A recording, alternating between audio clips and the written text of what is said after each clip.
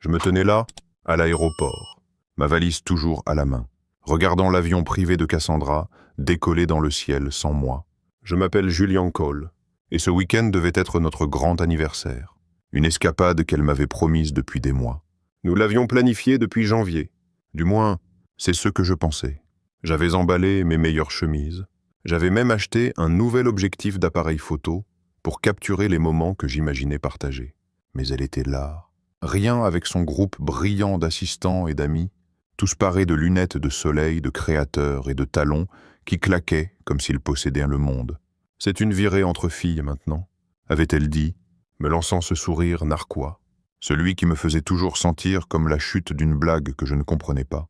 J'aurais pu crier, faire une scène là, dans le terminal, mais je ne l'ai pas fait. Je ne suis pas du genre à supplier. Son rire résonnait dans ma tête, alors que je faisais demi-tour et me dirigeais directement vers le comptoir de la première classe. La dame derrière le comptoir n'a presque pas scellé quand je lui ai demandé le prochain vol pour Paris.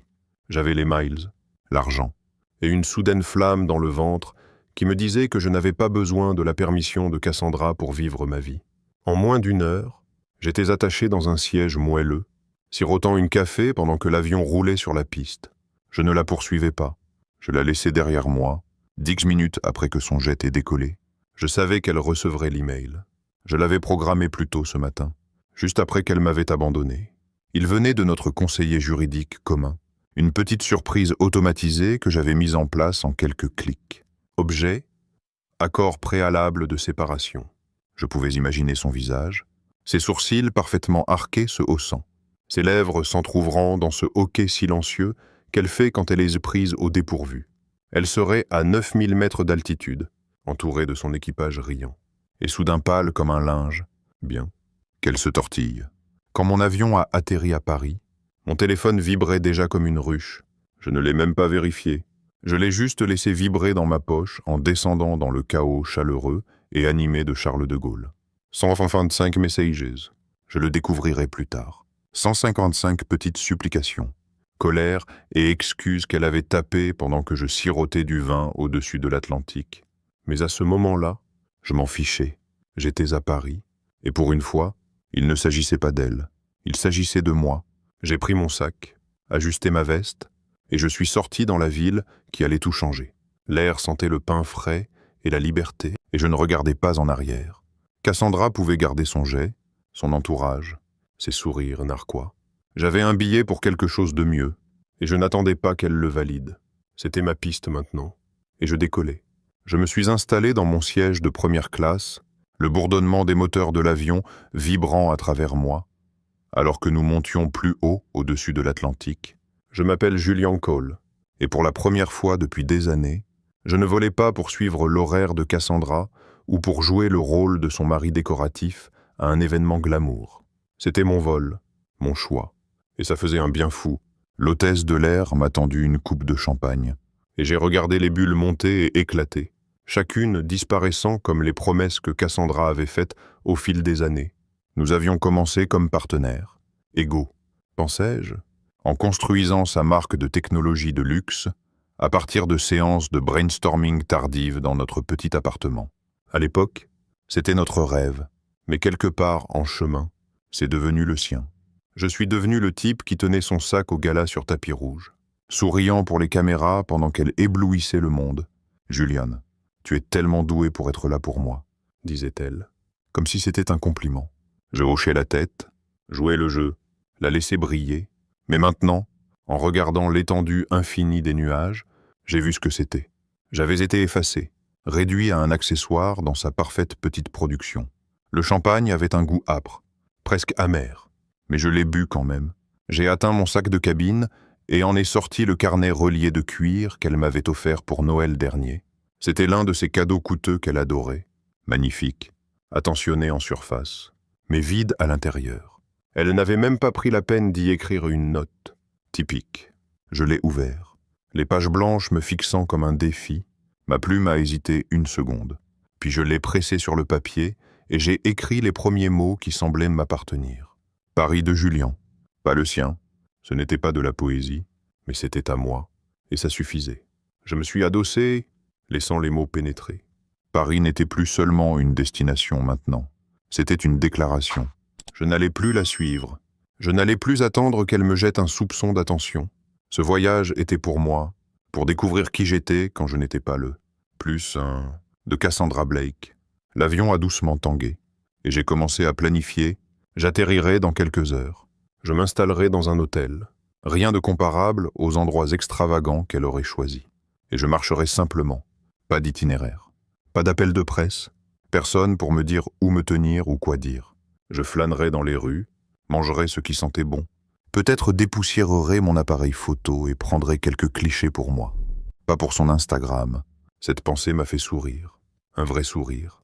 Pas le rictus entraîné que j'avais porté pendant des années.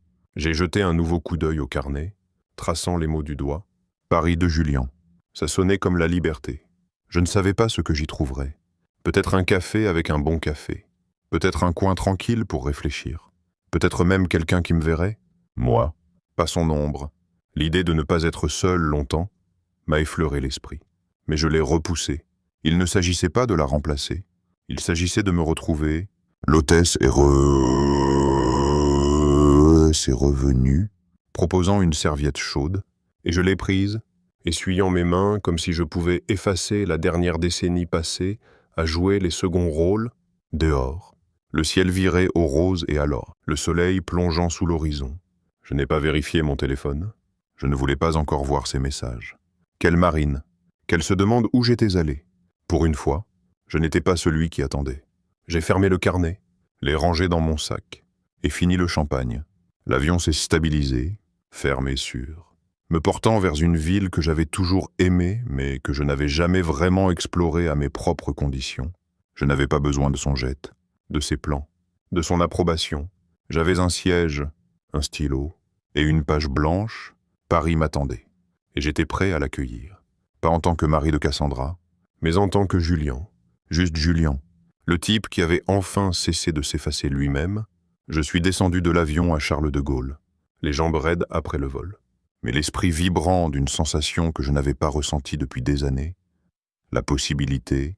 Je m'appelle Julian Cole, et j'étais à Paris. Pas parce que Cassandra m'y avait traîné pour une séance photo, mais parce que je l'avais choisi. L'aéroport était un tourbillon de voix. Français, anglais, une douzaine d'autres langues se mêlant, et je m'y suis frayé un chemin. Comme un homme se réveillant d'un long sommeil, j'ai récupéré mon sac sur le tapis roulant, l'ai jeté sur mon épaule et me suis dirigé vers la sortie, prêt à respirer la ville. Mais avant que je puisse aller loin, une voix m'a interpellé, douce et familière. Julian Cole. Je ne rêve pas. Je me suis retourné et il était là, Marco Lévente, appuyé contre un pilier avec son sourire décontracté. Marco était l'un des anciens investisseurs de Cassandra, un type perspicace, doué pour faire des profits et connu pour ne pas accepter ses caprices. Il s'était retiré de son entreprise il y a quelques années pour des divergencées créatives. Et maintenant, il était son plus grand rival dans le monde de la technologie. « Marco », ai-je dit, lui serrant la main, « qu'est-ce que tu fais ici ?» Il a ri, ajustant la manchette de sa veste taillée sur mesure. « La même chose que toi, je suppose. » Échappé à son emprise. J'ai entendu parler de la scène à l'aéroport. Bien joué. D'ailleurs, j'ai souri, pas sûr de savoir comment il était déjà au courant. Mais Marco avait toujours l'oreille collée au sol. Ouais. Eh bien, je n'allais pas pleurer pour ça. Il a hoché la tête, comme s'il n'attendait rien de moins. Bien, tu n'es pas le seul qu'elle a essayé d'écarter. Tu sais, elle m'a désinvité de son petit sommet ce week-end. Je me suis dit que j'allais y aller quand même. Il a plongé la main dans sa poche et en a sorti une enveloppe couleur crème. Mais l'attendant, tu devrais venir aussi. Elle est censée être la tête d'affiche. Ce serait dommage qu'elle ne voie pas quelques visages familiers dans la foule. J'ai pris l'invitation. La retournant dans mes mains, c'était pour un sommet technologique à Paris. L'un de ces événements exclusifs où les PDG et les gros bonnets se tapaient dans le dos. Cassandra s'y préparait depuis des semaines, répétant son discours d'ouverture dans notre salon, pendant que je hochais la tête comme un bon mari. « Elle ne sait pas que tu viens, n'est-ce pas ?» a demandé Marco, les yeux pétillants de malice. « Non, » ai-je dit, sentant un sourire tirer mes lèvres. « Elle le saura bientôt. » Il m'a tapé sur l'épaule. « Rien. C'est l'esprit. Allez, prenons un verre. Tu as l'air d'en avoir besoin. » Nous avons trouvé un bar juste à l'extérieur du terminal, tout en verre lisse et lumière tamisée, et commandé 2 whisky. La première gorgée m'a brûlé, mais elle m'a ancré, me ramenant à cette nouvelle réalité où je ne réagissais plus à ses mouvements. Je faisais les miens. Marco s'est adossé à sa chaise, faisant tourner son verre. Alors, quel est le plan? Julian, tu es ici. Elle est là-haut, en train de perdre la tête. Où vas-tu maintenant? J'y ai réfléchi. L'invitation toujours à la main. Je ne sais pas encore. Je voulais juste m'échapper, comprendre les choses. Mais ça, j'ai tapoté l'enveloppe. Ça ressemble à un début. Il a hoché la tête, comme s'il comprenait. Elle a construit beaucoup sur ton dos. Tu sais, ses premières idées de marketing, celles qui ont lancé sa marque. Je me souviens de quel cerveau elle venait. Je l'ai regardée, surpris qu'il en parle. C'était il y a longtemps. Ça ne veut pas dire que ce n'est plus vrai, a-t-il dit, prenant une gorgée. Elle est douée pour s'attribuer le mérite. Tu es doué pour la laisser faire. Peut-être qu'il est temps de changer ça. Les mots m'ont frappé plus fort que prévu. J'avais passé des années à me dire que ça n'avait pas d'importance, que j'étais heureux de la soutenir, d'être le type en coulisses. Mais assis là avec Marco, le whisky réchauffant ma poitrine, j'ai réalisé combien j'avais laissé filer. Paris n'était plus seulement une escapade. C'était une chance de reprendre quelque chose. Nous avons fini nos verres, et Marco s'est levé, jetant quelques euros sur la table. À bientôt au sommet. Julian, ne la laisse pas s'en tirer facilement. Il est parti, me laissant avec l'invitation et une tête pleine de pensées. Je l'ai glissé dans ma veste, payé ma part, et suis sorti. L'air était frais, la ville s'étendant devant moi. Je ne savais pas ce que je ferais à ce sommet, mais je savais une chose. Cassandra allait découvrir que je n'étais plus son fantôme. J'ai hélé un taxi, donné au chauffeur le nom d'un hôtel que j'avais trouvé en ligne. Rien d'extravagant, juste à moi, et regarder les lumières de Paris défiler. C'était ma chance, et je n'allais pas reculer. Je me suis réveillé au son de Paris, respirant dehors ma fenêtre, un doux bourdonnement de vie qui semblait à des mondes de l'univers poli et chaotique de Cassandra. Je m'appelle Julian Cole, et je m'étais installé au Matin Bleu, un petit hôtel de charme niché dans les collines de Montmartre. Ce n'était pas le genre d'endroit qu'elle aurait choisi.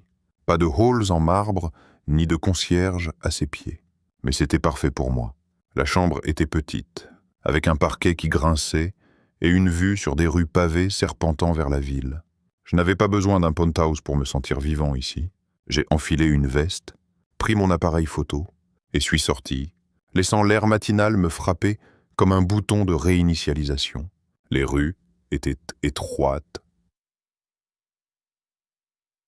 bordées de vieux bâtiments en pierre et de jardinières débordant de couleurs. Je marchais sans plan, quelque chose que je n'avais pas fait depuis des années, avec Cassandra. Chaque voyage était une mission, des emplois du temps, des réunions, des séances photos. Mais aujourd'hui, j'étais juste un type avec un appareil photo, errant dans une ville qui se fichait de savoir avec qui j'étais marié. Je me suis arrêté dans un café, le genre avec des tables bancales et des serveurs qui ne vous pressaient pas. Le café était fort, le croissant feuilleté et chaud, et je suis resté là à regarder les gens passer, des artistes avec des carnets à dessin, des vieux avec des journaux, des enfants poursuivant des pigeons. Personne ne m'a demandé des nouvelles de son dernier lancement de produit, ou ne m'a dit de sourire pour une photo. C'était juste moi dans l'instant, et j'ai senti mes épaules se détendre pour la première fois depuis une éternité. Après le petit déjeuner, je me suis dirigé vers le quartier des Arts, l'appareil photo autour du cou, comme un vieil ami que j'avais oublié avoir. La photographie était mon truc autrefois, avant que Cassandra n'en fasse une blague. C'est un passe-temps mignon, Julian, disait-elle, comme si j'étais un enfant jouant avec des jouets. J'avais arrêté d'en parler, arrêté de porter l'appareil, sauf si elle avait besoin d'une photo pour son feed. Mais ici, à Paris, je l'ai porté à mon œil et j'ai commencé à photographier des coins de rue, des murs fissurés, une femme vendant des fleurs depuis une charrette.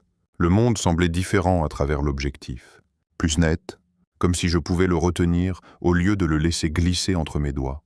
Quelques locaux l'ont remarqué, un homme plus âgé avec un béret et une femme avec un foulard noué juste comme il faut. « Vous êtes photographe ?»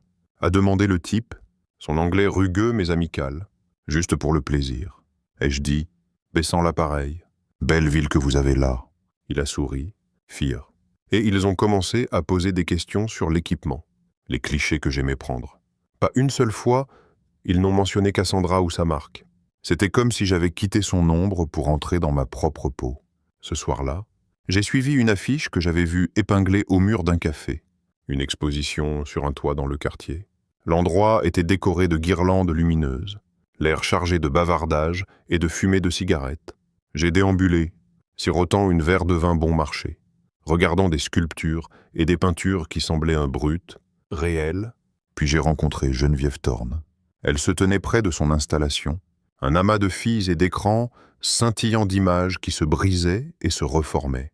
Elle avait les cheveux noirs tirés en un chignon lâche, une tache de peinture sur la joue, et des yeux qui vous fixaient comme si elle pouvait voir à travers vous. « Qu'en pensez-vous » a-t-elle demandé, hochant la tête vers son œuvre.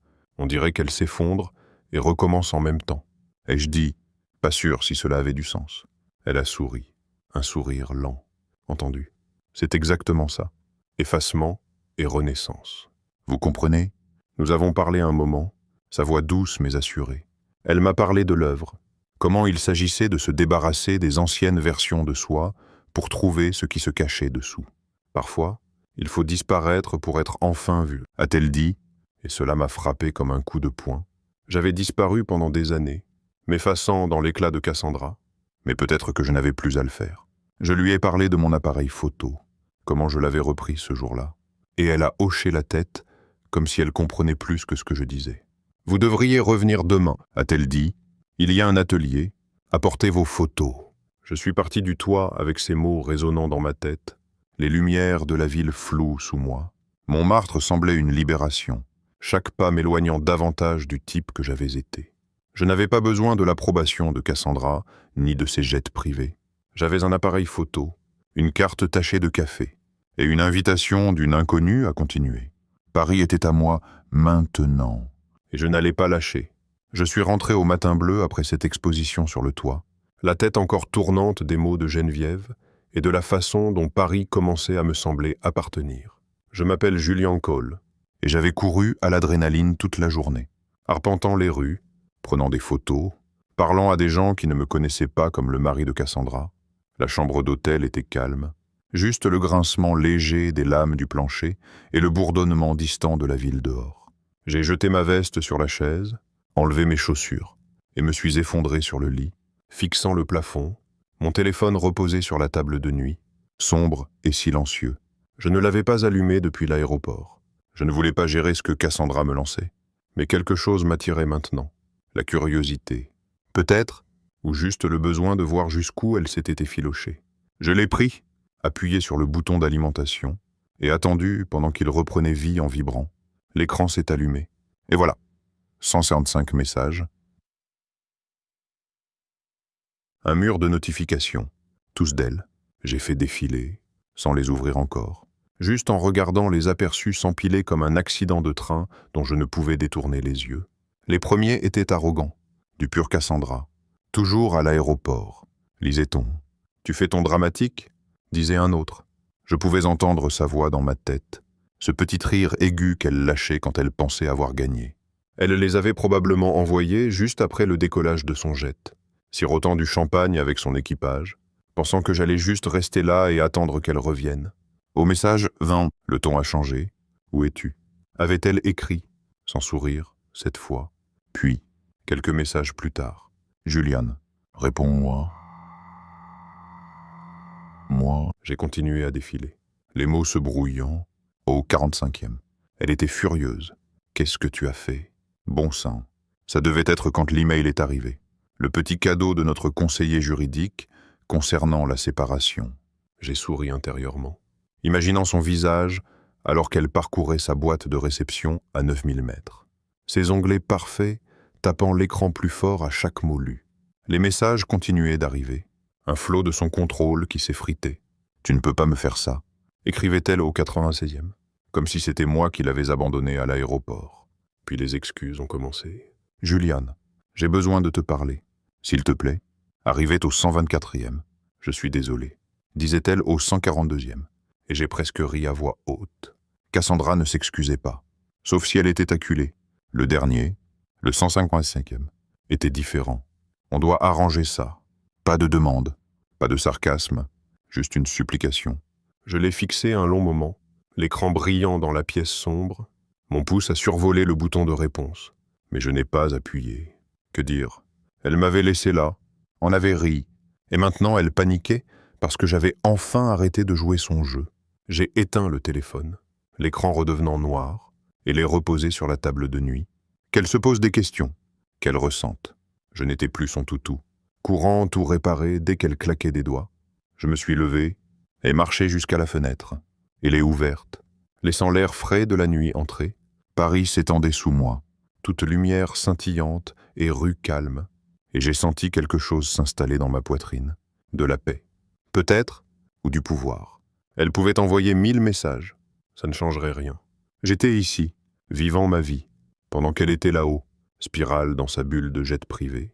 J'ai pris mon appareil photo sur la table, parcourant les clichés que j'avais pris ce jour-là, la charrette de fleurs, le mur fissuré, le vieux au béret. Ils n'étaient pas parfaits, mais ils étaient à moi, et ça valait mieux que n'importe quelle photo mise en scène que j'avais prise pour elle. J'ai pensé à l'atelier de Geneviève Demain, comment elle avait parlé d'effacement et de renaissance. Peut-être que c'était ça, moi effaçant l'ardoise, laissant l'avalanche de textos de Cassandra enterrer le type que j'étais. Je ne lui devais pas de réponse. Pas mon temps. Elle découvrirait bien assez tôt que je ne reviendrais pas supplier.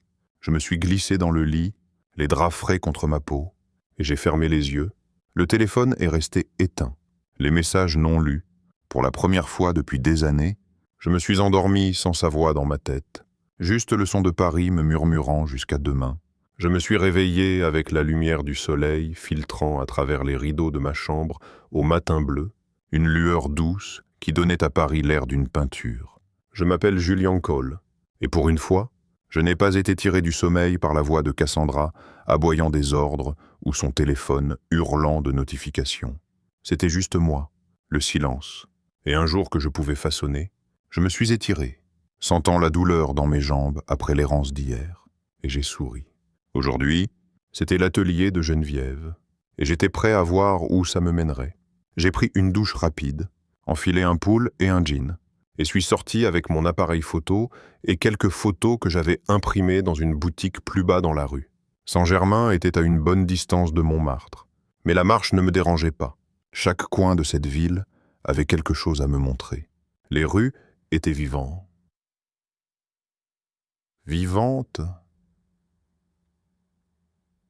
L'air chargé de l'odeur du pain et du café. Je me suis arrêté à un stand pour un pain au chocolat, le mangeant en chemin, des miettes tombant sur ma veste. Quand je suis arrivé à l'atelier, un petit studio niché au-dessus d'une librairie, j'avais l'impression d'avoir déjà vécu une matinée entière. Geneviève était là, installant des écrans et des câbles, ses mains rapides mais sûres. « Tu es venu » a-t-elle dit, levant les yeux avec ce demi-sourire. « Tu as apporté ton âme à déchiqueter. » J'ai ri, brandissant mon appareil. Quelque chose comme ça. Elle m'a fait signe d'entrer, et j'ai rejoint une poignée d'autres, des artistes pour la plupart, avec des doigts tachés de peinture, et une énergie calme. L'atelier portait sur les autoportraits numériques, a-t-elle expliqué, mais pas le genre poli qu'on poste en ligne. On se déconstruit, a-t-elle dit, sa voix assurée. On prend qui on était et on le démantèle pour trouver ce qui reste. J'ai hoché la tête, pas tout à fait sûr de ce que ça signifiait, mais prêt à essayer. Elle m'a tendu une tablette connectée à un projecteur, m'a montré comment charger une photo et commencer à la décomposer. Pixel par pixel, couche par couche. J'ai parcouru mes clichés. Puis je me suis arrêté sur une photo que Cassandra avait postée il y a des mois. C'était nous à un gala, elle dans une robe scintillante, moi à moitié coupé du cadre, souriant comme une pensée après coup. Elle avait mis une légende sur les couples puissants, mais j'avais toujours détesté cette photo, comme si j'étais à peine là. Je l'ai chargée, et l'image a flashé sur l'écran, plus grande que nature. Geneviève s'est penchée. Celle-là est bonne pour commencer. Que veux-tu en faire? Je n'ai même pas réfléchi. La faire disparaître. Elle a souri, me montrant comment glisser un outil sur l'écran, effaçant Cassandra peu à peu. Sa robe s'est dissoute. Son visage s'est flouté en rien. Jusqu'à ce qu'il ne reste que moi, une demi-figure, maladroite et incomplète. Mais je n'avais pas fini. J'ai continué, décomposant les bords, l'arrière-plan, le faux sourire que je portais cette nuit-là. Les pixels se sont dispersés comme de la poussière. Et j'ai reconstruit, tirant ma silhouette au centre, la remplissant de lignes et d'ombres des clichés parisiens que j'avais pris. Le gala s'est estompé, remplacé par des pavés et des réverbères, jusqu'à ce qu'il ne reste que moi, debout, entier. La salle était silencieuse, chacun perdu dans son propre travail. Mais je sentais Geneviève regarder. « C'est toi ?» a-t-elle dit, hochant la tête vers l'écran. « Pas celui que tu prétendais être. » J'ai regardé, ma forme, ma ville, aucune trace d'elle. « Ouais ?» ai-je dit, la voix basse. « Je crois que oui. Nous avons passé des heures là-dedans, ajustant et déchirant, l'air vibrant d'un étrange mélange de concentration et de lâcher-prise. Je ne me suis pas arrêté à celle-là. J'ai chargé d'autres photos, des anciennes de notre vie ensemble, et je les ai déchiquetées aussi. Un voyage à la plage, où elle m'avait fait porter son sac. Un dîner où j'avais été coincé à photographier sa nourriture. Disparu. Tous. Transformés en quelque chose de nouveau. À la fin, j'avais une série d'images, chacune un morceau de moi que j'avais oublié. Geneviève s'est approchée alors que je sauvegardais la dernière. « Tu viens de publier ta première œuvre d'honnêteté émotionnelle », a-t-elle dit, ses yeux fixés sur les miens. Ça fait du bien. Non. J'ai hoché la tête, ne faisant pas confiance à ma voix. Ça faisait du bien. Mieux que bien. C'était comme si j'avais repris quelque chose qu'elle avait enterré sous des années de son projecteur. Je suis sorti du studio alors que le soleil déclinait, la tablette sous le bras, et ces images gravées dans ma tête. Paris brillait autour de moi, tout doré et vivant. Et je suis rentré à l'hôtel avec une légèreté que je ne savais pas pouvoir ressentir. Le monde de Cassandra ne me possédait plus. Je le défaisais, pièce par pièce, et construisais quelque chose de réel à sa place. Je suis descendu du taxi dans la fraîche soirée parisienne, les lumières du lieu du sommet brillant devant moi comme un phare. Je m'appelle Julian Cole, et ce soir, il ne s'agissait plus de se cacher, mais de se montrer. Marco m'avait invité à ce dîner, celui que Cassandra était censée animer, et j'avais dit oui sans hésiter. L'invitation était toujours dans ma poche, froissée à force d'être manipulée toute la journée, mais elle semblait être un billet pour quelque chose de plus grand qu'un simple repas. J'ai ajusté ma veste, pas le genre voyant qu'elle aurait choisi pour moi, juste une simple que j'aimais, et je suis entré. L'endroit était tout en verre et en or, rempli de cadres technologiques et d'investisseurs en costumes qui coûtaient plus cher que ma vieille voiture. J'ai balayé la salle du regard, m'attendant à moitié à la voir arriver avec son sourire de reine des abeilles, mais elle n'était pas là. Les marque-places portaient son nom. Cependant, Cassandra Blake, oratrice principale. Je suppose qu'elle n'avait pas encore annulé. J'ai trouvé Marco près du bar, sirotant une verre et discutant avec un type en nœud papillon. Il m'a repéré et m'a fait signe. « Tu fais propre, Julian », a-t-il dit, me tendant un verre de quelque chose de sombre et fort, prêt à remuer le couteau dans la plaie. J'ai pris une gorgée, laissant la brûlure descendre dans ma gorge. Elle n'est pas là. Hein? Il a secoué la tête, souriant narquois. Pas encore. On dit qu'elle est hors réseau depuis que cet email a frappé. Son équipe est en panique. Avant que je puisse en demander plus, quelqu'un m'a attrapé le bras. Lily Monroe, l'assistante exécutive de Cassandra, elle était toute en nerfs. Ses cheveux blonds glissant de son chignon soigné. « Julian, Dieu merci », a-t-elle murmuré, me tirant sur le côté. Elle est en vrille depuis que cette histoire légale a éclaté. Elle n'a dit à personne pourquoi elle n'est pas là ce soir. J'ai haussé un sourcil, gardant ma voix stable. C'est à elle d'expliquer. Lily, pas à moi. Elle a cligné des yeux, comme si elle ne s'attendait pas à ça. Tu n'es pas inquiet? Non. Je lui ai dit, souriant juste assez pour la déstabiliser, qu'elle raconte son histoire. Oui. Je racontais la mienne. Lily m'a fixé, puis a hoché la tête lentement, reculant. Alors que la foule commençait à se diriger vers les tables, j'ai trouvé ma place. Marco s'était assuré que je ne sois pas relégué au fond, et je me suis installé, le bourdonnement de la salle m'enveloppant. Le discours d'ouverture allait commencer. Un type debout, tripotant ses notes. Quand l'animateur est monté à la place, « Mesdames et messieurs », a-t-il dit, la voix tonitruante. Avant de commencer, reconnaissons quelqu'un dans la salle. Julian Cole, l'homme derrière le concept marketing original sur lequel Cassandra Blake a construit son empire. Sans crédit, l'air s'est figé. Les têtes se sont tournées, les regards se posant sur moi. J'ai figé une seconde, le verre à mi-chemin de mes lèvres, puis je l'ai reposé alors que les murmures parcouraient à la foule. Marco s'est penché, souriant. Je t'avais dit que je remuerais le couteau. Le silence était lourd. Puis quelqu'un a applaudi. Lentement d'abord, puis plus vite, jusqu'à ce que la salle éclate en applaudissements. Je me suis levé, hochant la tête, ne sachant quoi faire d'autre. L'animateur a continué, parlant d'innovation et de héros méconnus, mais je l'entendais à peine. Mon cœur battait fort. Pas de nervosité, mais d'autre chose, du soulagement, peut-être, ou de la justification. Pendant des années, j'avais laissé Cassandra s'attribuer le mérite, me disant que ça n'avait pas d'importance tant que l'entreprise prospérait. Mais ça comptait. Et maintenant, tout le monde le savait. Le dîner s'est poursuivi, les assiettes cliquetant, les voix montant. Mais je me sentais comme flottant au-dessus. Des gens sont venus après, me serrant la main, posant des questions sur ses débuts. « Vous êtes le vrai », a dit un type, un blogueur tech que j'ai reconnu. Elle ne vous a jamais mentionné, elle n'avait pas à le faire. Ai-je dit, restant léger, j'étais là quand même. Marco m'a rattrapé plus tard, alors que la foule s'éclaircissait. Tu as géré ça comme un pro. Elle va détester ça. Bien. Ai-je dit, le pensant, qu'elle déteste. Nous sommes sortis, l'air nocturne piquant contre ma peau. Je n'avais pas besoin qu'elle soit là pour ressentir le poids de ce moment. Les applaudissements résonnaient encore dans ma tête. Pas seulement pour ce que j'avais fait, mais pour ce que je faisais maintenant. Me lever, sortir. Les mots de Lily me restaient. Cependant, en vrille, une partie de moi se demandait ce que faisait Cassandra à ce moment-là, arpentant une chambre d'hôtel, criant sur son téléphone, essayant de retourner la situation, mais je ne m'y suis pas attardé. Ce dîner, cette nuit, n'avait pas besoin d'elle. J'étais entré seul et sorti plus grand. Paris m'avait donné ça, et je n'allais pas le rendre. J'ai marché le long de la Seine le lendemain soir, l'eau reflétant les lumières de la ville comme un miroir fissuré d'or. Je m'appelle Julian Cole, et je surfais encore sur l'euphorie de ce dîner au sommet. Ces murmures, ces applaudissements, la façon dont les gens me regardaient comme si j'étais quelqu'un digne d'être vu. C'était un frisson, mais ça n'effaçait pas le calme dans ma poitrine. Cassandra avait envoyé un autre texto ce matin-là, une phrase tranchant à travers le bruit des derniers jours. Rencontrons-nous. Pas de presse, juste nous. Je l'avais fixé au-dessus de mon café, la vapeur s'élevant de ma tasse, et contre mon meilleur jugement, j'avais répondu « D'accord, café lumière ».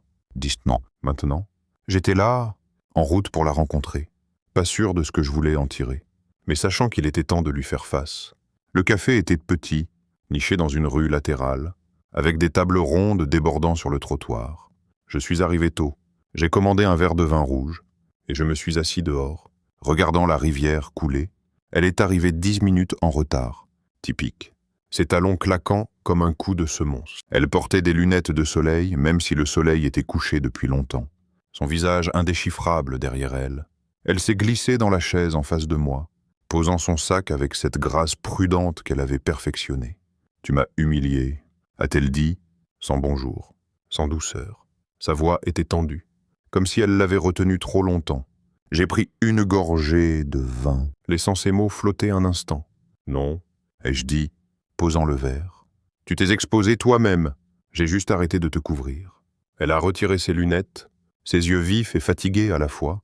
Cet email. « Julian, le sommet. Qu'est-ce que tu essaies de faire ?» Me ruiner. Je me suis adossé, gardant ma voix. Égal, je n'essaie rien contre toi. J'en ai fini avec ton jeu. C'est tout. Tu m'as laissé à l'aéroport, tu en as ri. Tu pensais que j'allais juste encaisser. Elle a tressailli. Juste un frisson. Mais je l'ai vu, c'était une erreur. A-t-elle dit, plus doucement maintenant. Je me suis laissé emporter par les filles. Le voyage, ce n'était pas censé se passer comme ça. Mais c'est arrivé. Ai-je dit, et ça fait des années que c'est comme ça. Moi qui attends, toi qui décides. Je ne suis plus ton accessoire. Cassandra. Elle m'a fixé, ses doigts tapotant la table.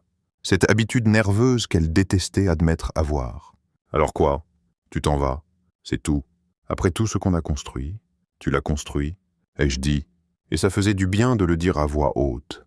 J'ai aidé, bien sûr, donné des idées, t'ai soutenu, mais tu as pris le crédit, le contrôle, et m'as laissé en arrière-plan. Je ne demande pas une médaille, je suis juste fini de prétendre que ça suffit. Sa mâchoire s'est crispée, mais elle n'a pas argumenté. Peut-être qu'elle ne pouvait pas. Parlons des arrangements. Alors, a-t-elle dit, changeant de vitesse comme elle le faisait toujours quand elle perdait du terrain. On peut régler ça. proprement. J'ai plongé la main dans ma poche, sorti une carte, celle de Catherine, mon avocate, et l'ai glissée sur la table. Tout passe par elle maintenant. On a fini ici. Elle a regardé la carte. Puis moi, sa bouche s'ouvrant comme si elle voulait se battre. Mais j'étais déjà debout. Juliane. Attends, a-t-elle commencé? Mais je ne l'ai pas fait. Je l'ai laissée assise là, le vin intact, la carte la fixant. Le renversement de pouvoir était complet, et ça m'a frappé en partant. Lentement d'abord, puis tout à coup, je ne lui devais pas cette conversation, ni mon temps, ni mes explications. Elle avait eu des années de moi pliant, m'ajustant, faisant en sorte que ça marche. Plus maintenant, j'ai traversé la rue, la Seine s'étendant à côté de moi, et j'ai senti le poids se lever. Ce n'était plus son choix, c'était le mien, et je l'avais fait. J'ai continué à marcher, la ville m'enveloppant comme un ami. Paris m'avait donné une voix, une colonne vertébrale, et je n'allais pas les rendre. Elle pouvait rester là toute la nuit, planifiant son prochain coup, mais ça ne changerait rien. J'étais libre, pas seulement d'elle, mais de la version de moi que je l'avais laissée façonner. La rivière coulait, stable et sûre, et je suivais son rythme, mais pas plus léger qu'il ne l'avait été depuis des années. Je me suis réveillé le lendemain matin, avec le soleil filtrant à travers les stores de ma chambre au matin bleu, une énergie calme vibrant dans ma poitrine. Je m'appelle Julian Cole, et après la nuit dernière, laissant Cassandra à cette table de café, sa voix s'effaçant derrière moi, j'avais l'impression d'avoir enfin coupé le dernier fil me reliant à son monde. Je n'ai pas vérifié mon téléphone. Je me fichais qu'elle ait encore envoyé un message. Aujourd'hui, ce n'était pas à propos d'elle, c'était à propos de moi, et j'avais une idée qui mijotait. J'ai pris un café dans la petite cuisine de l'hôtel, le goût amer me réveillant, alors que je m'asseyais près de la fenêtre, regardant Montmartre s'étirer au réveil. Les rues, en bas, s'animaient, les vendeurs installant leurs stands, les gens se rendant au travail. Et j'ai pensé à ces photos que j'avais prises, celles que j'avais retravaillées avec Geneviève. Ce n'étaient plus seulement des images, c'étaient des morceaux de moi, bruts et réels. Et si je les montrais? Pas à Cassandra, pas pour prouver quelque chose, mais pour moi, j'ai sorti mon carnet, griffonnant des pensées, galerie, exposition, Paris. Quand j'ai fini mon café, j'avais un plan. J'ai appelé Geneviève, la rattrapant juste au moment où elle sortait. « Salut, c'est Julian », ai-je dit, faisant les 100 pas dans la chambre. « Tu connais quelque chose sur la location d'espace de galerie ?» Elle a ri. Ce sont faciles qui rendaient tout possible. « Sérieux ?»« Ouais. Je connais un endroit près du Marais. Petit, mais il a du caractère. À quoi tu penses ? Une exposition, ai-je dit, les mots se solidifiant en parlant. Ces portraits que j'ai faits à l'atelier, plus les clichés de rue de cette semaine. Je veux les exposer. Elle n'a pas hésité. J'en suis, retrouve-moi là-bas dans 1 heure. J'ai raccroché, pris mon appareil photo et les impressions. Et je suis sorti. Le Marais était un labyrinthe de rues étroites et de vieux bâtiments, vibrant de galeries et de cafés. L'espace que Geneviève avait trouvé était parfait. Murs blancs, parquet usé, une grande fenêtre laissant entrer la lumière. Le propriétaire, un type bourru nommé Pierre, a accepté une location courte, marmonnant sur les artistes fous mais me tendant les clés. Geneviève est arrivée avec une boîte à outils et un sourire. Et nous nous sommes mis au travail. Nous avons accroché les photos, ma silhouette contre les rues parisiennes, le cliché fragmenté du gala. La dame de la charrette de fleurs en plein rire. J'ai appelé ça non recadré. Un nom qui sonnait juste, comme si je m'avançais enfin dans le cadre. Nous avons travaillé toute la journée, ajustant les cadres, peaufinant la disposition, jusqu'à ce que ça ressemble à quelque chose de réel. Le lendemain après-midi, nous avons ouvert. Rien d'extravagant, juste une pancarte devant et le bouche à oreille. Les gens ont commencé à arriver, surtout des locaux, puis quelques touristes, leurs voix résonnant contre les murs, alors qu'ils regardaient mon travail. Je me tenais en arrière, les observant s'attarder, pointaient, parlaient. Une femme en manteau rouge a acheté le cliché de la charrette de fleurs, disant que ça lui rappelait sa grand-mère. Un type avec une barbe a posé des questions sur la technologie derrière les pièces numériques. Ce n'était pas une foule, mais c'était suffisant. 2 jours plus tard, toutes les impressions étaient vendues. Je ne pouvais pas arrêter de sourire. Marco est passé ce 2e soir, son costume impeccable comme toujours. « Félicitations », a-t-il dit, me tendant une bière d'un bar voisin. « Tu es un succès. Au fait, elle essaie de racheter tes parts dans l'entreprise. Je lui ai dit trop tard. J'ai ri, cognant ma bouteille contre la sienne, qu'elle continue à courir. Je suis bien ici. Il a hoché la tête, regardant autour. C'est toi, Julian, pas son ombre. Tu devrais voir son visage quand elle entendra parler de ça. Je n'en avais pas besoin. Je pouvais l'imaginer, ses sourcils parfaits se fronçant, ses lèvres se pinçant. Mais ça n'avait plus d'importance. La galerie était à moi, les photos étaient à moi. Et les gens qui les avaient achetées me voyaient, moi, pas elle. Geneviève nous a rejoints, son jean taché de peinture, contrastant avec l'élégance de Marco. Tu l'as fait, a-t-elle dit, me donnant un coup de coude. Je t'avais dit qu'il y avait quelque chose d'honnête là-dedans. Pas sans toi, ai-je dit, sincère. Elle a haussé les épaules, mais ses yeux disaient qu'elle comprenait. Nous sommes restés là, tous les trois. Alors que les derniers visiteurs partaient, l'espace redevenu silencieux, j'ai regardé ces murs vides, les étiquettes de vente encore épinglées, et je me suis senti plein, pas seulement de fierté, mais de quelque chose que j'avais perdu en chemin. C'était mon passeport pour le vrai moi, tamponné et signé à Paris. Je n'avais pas besoin de l'approbation de Cassandra, ni de son empire. J'avais ça, et c'était suffisant. Je me suis réveillé le dernier jour à Paris avec le genre de calme qui s'installe après une tempête, doux, stable.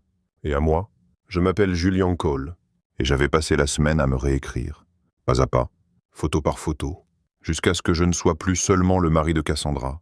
La chambre au matin bleu semblait plus petite maintenant, comme si je l'avais dépassée.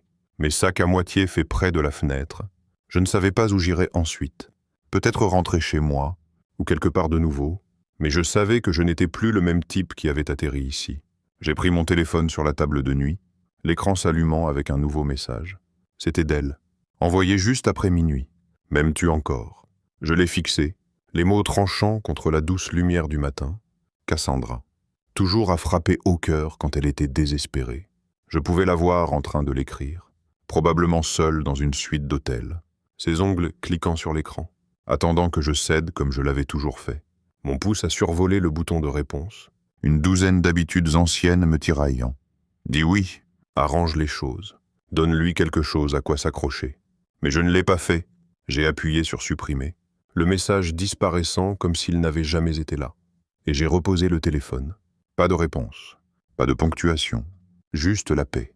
Je ne lui devais plus de réponse. Je me suis levé, j'ai enfilé un pull et je suis sorti. La ville m'appelant une dernière fois, les rues de Montmartre s'éveillaient, les boulangers transportant des plateaux, les enfants riant en allant à l'école, et je marchais sans hâte, laissant tout s'imprégner. Paris m'avait donné plus que ce que j'avais attendu. Un appareil photo redécouvert, une galerie épuisée, une colonne vertébrale que j'avais oublié avoir. Je me suis retrouvé dans un café-librairie près de la Seine, un petit endroit avec des chaises dépareillées et des étagères bien remplies. J'ai commandé un café, pris un nouveau carnet sur un présentoir. Rien de cuir, rien de chic. Et je me suis assis près de la fenêtre, la rivière scintillant dehors. Le stylo était bien dans ma main, stable, comme s'il y appartenait. J'ai ouvert la première page et j'ai écrit « Julian Cole, artiste, plus de Cassandra, plus abandonné, juste, en vol. » Les mots venaient facilement, sans hésitation, sans second degré. Ce n'était pas une grande histoire, juste un début, mais c'était à moi. J'ai siroté le café, l'amertume m'ancrant, et j'ai regardé l'eau couler. Les gens passaient, des touristes, avec des cartes, des locaux, avec des sacs de pain, et je ne me sentais plus invisible.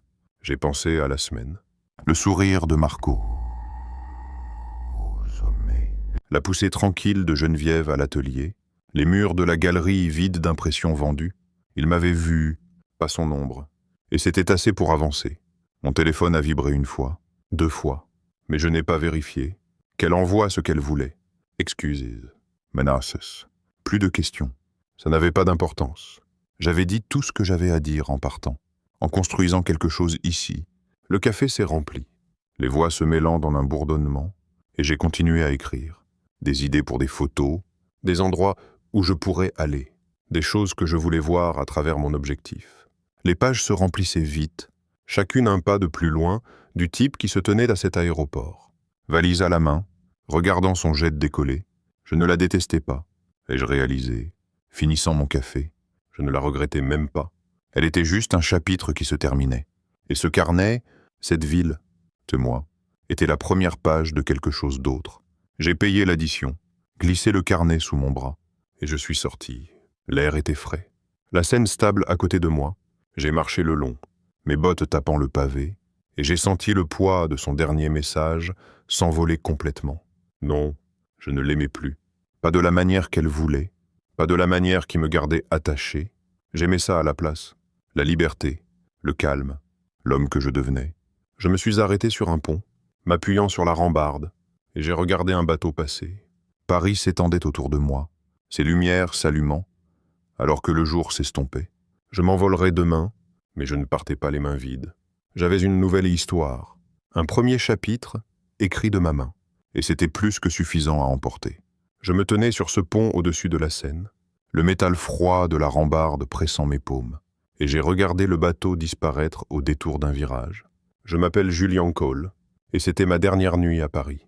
Une ville qui m'avait démonté et remonté de manière que je n'avais pas vu venir.